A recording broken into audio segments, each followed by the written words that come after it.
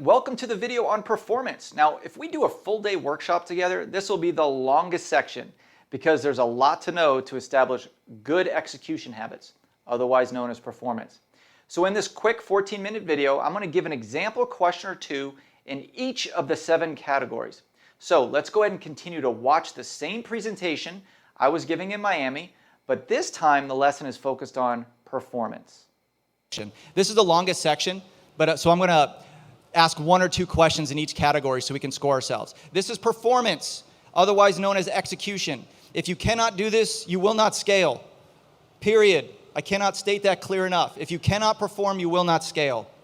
Marketing, sales, automation, scalability, processes, productivity, which I define as the value of work divided by the hours worked, and then liability mitigation.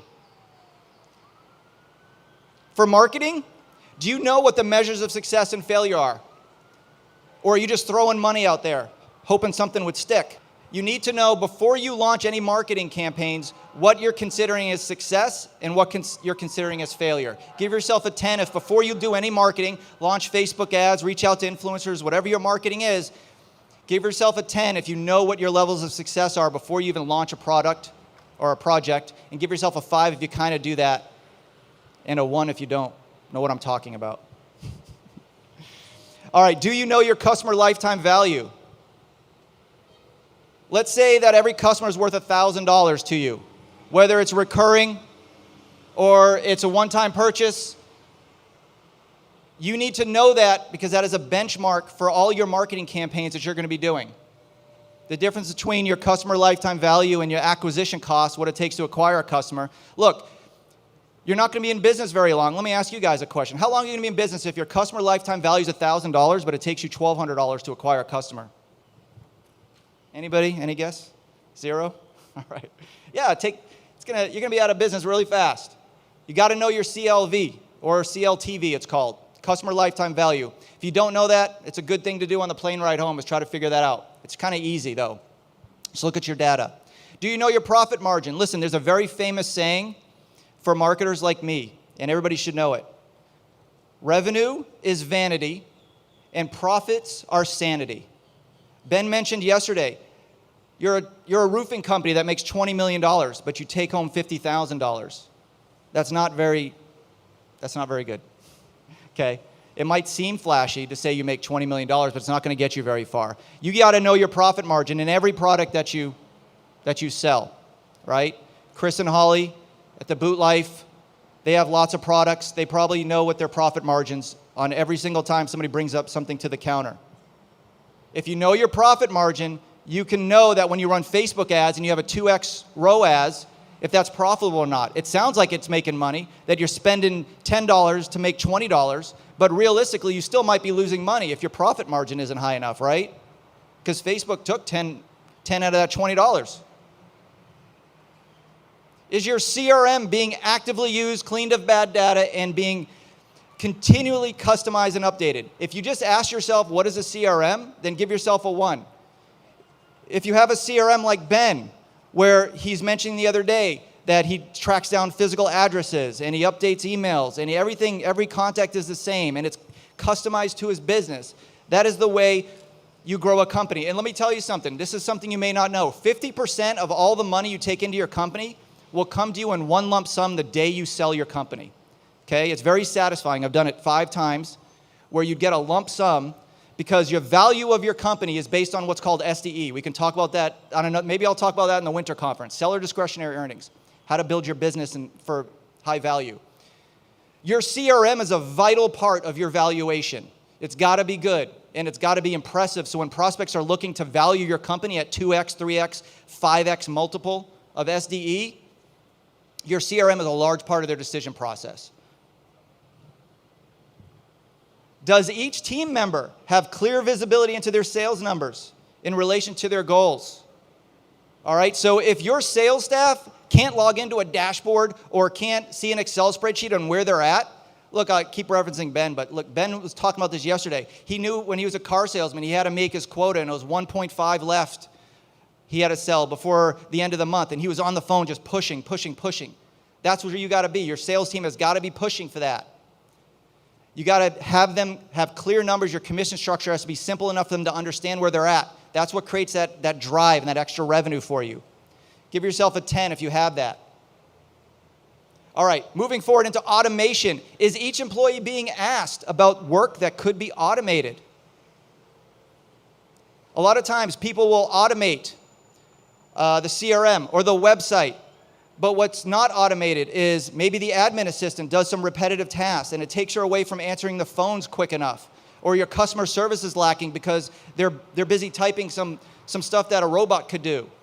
You got to go down to every one of your employees and ask what can be automated. The best companies that I've worked with have done this to an exhaustive level. Okay, do you offer and clearly portray market differentiation? There's a lot of ways to differentiate yourself in the market. You could be the low price leader. You could be the Tiffany's jewelry high price leader. You could be the one that offers the best customer service. Look, Tim at the Redwood Group, I'm working with him. He told me right away his market differentiation. He has the agents have the best local knowledge of anybody in the area. But it's one thing to know what your marketing differentiation is. You got to portray it everywhere. Your website, your branding documents, your prospects, your customers who have already, you're done servicing them, okay? They have to know about your marketing differentiation. Give yourself a 10 if you know exactly what your marketing differentiation is and you know that everybody, all your prospects and customers know what that is. Let's move on to scalability. You guys still with me? Giving yourself numbers? Cool. How well can you retain the same staff costs as revenue increases? If you run an agency, this is a common problem. You take on clients, you need to hire people. You get rid of some clients, you need to fire people. It's a constant juggling act. It sucks. You got to set up your company to know when you hire somebody that their pay is based on how much money or how much work they can take on and how much money they can make without stressing themselves out to be unproductive. You got to be able to structure your company so you can scale without having a staff of 200 people to service 30 clients.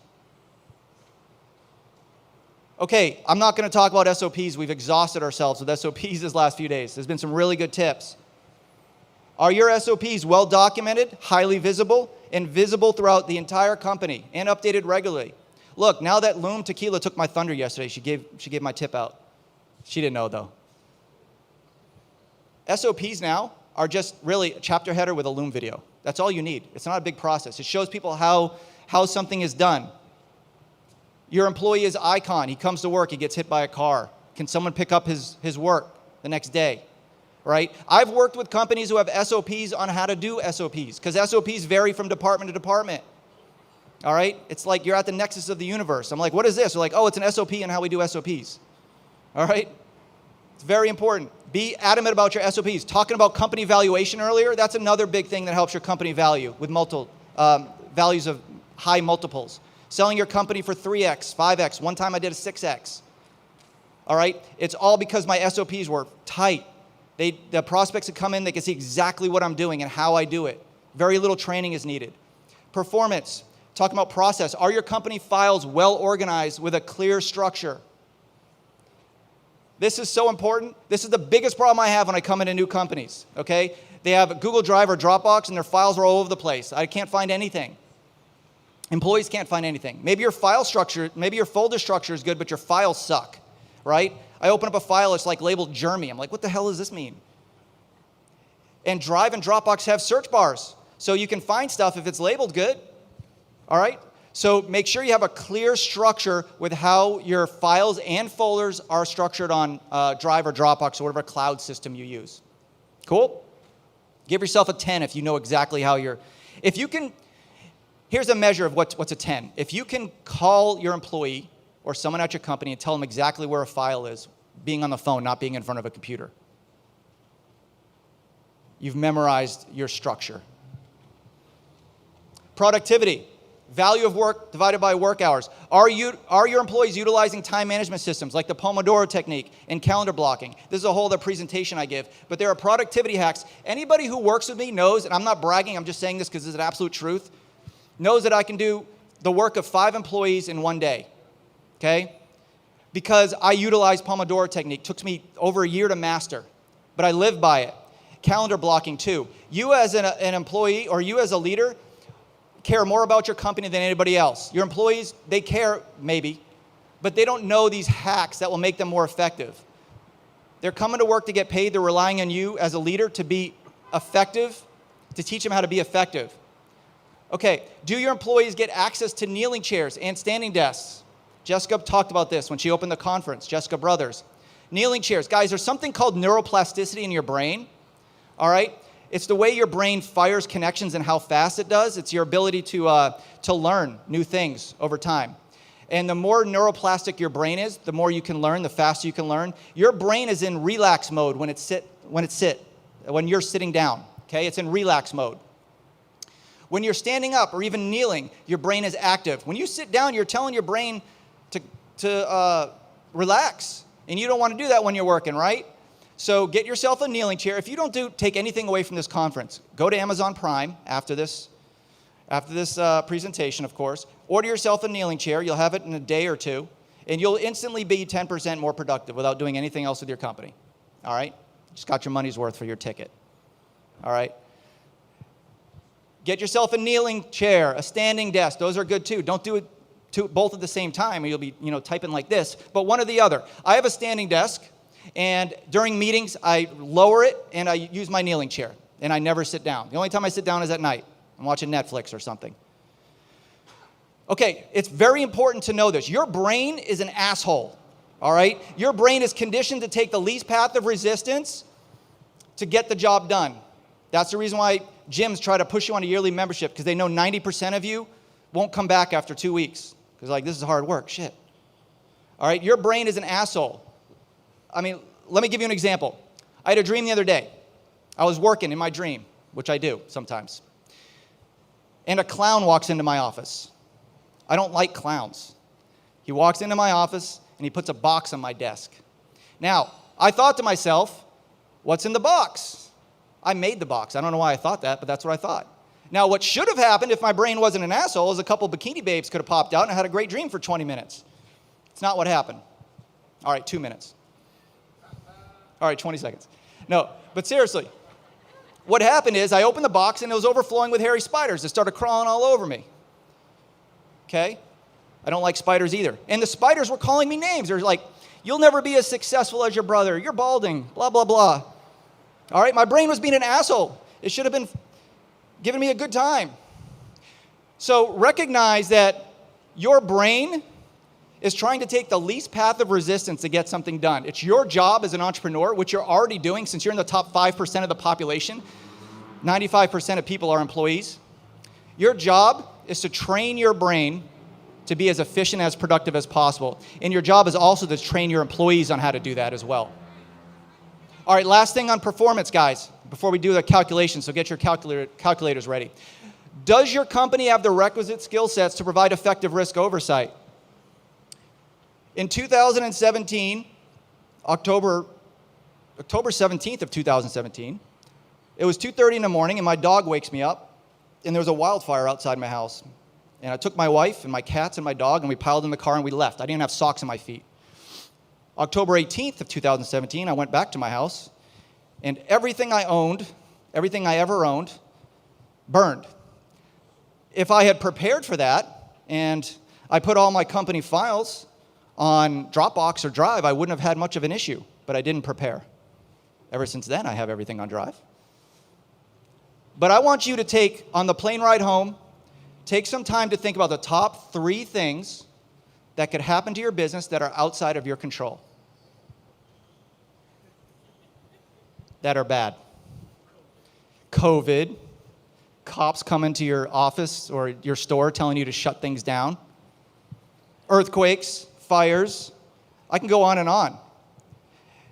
I talked about the offsite management teams, management meetings. This should be a topic of discussion for that as well. Everybody give me the top 3 things that could possibly go wrong that we can't control. How are you going to stay productive in keeping revenue flowing during those kind of times? All right, guys, let's get some classical music going. Go ahead and total up your scores. Okay, I hope you learned a lot from that. That was such a small sampling of the business success formula, but still I would like you to total your score and even send me your score. I would love to see it. Also, it goes without saying, if you need any clarifications or have any questions, feel free to reach out to me. Okay, the next video will be on branding. It's a much shorter section than the talent and performance videos you have watched. So again, keep that handout and let's get ready for the next video. See you there.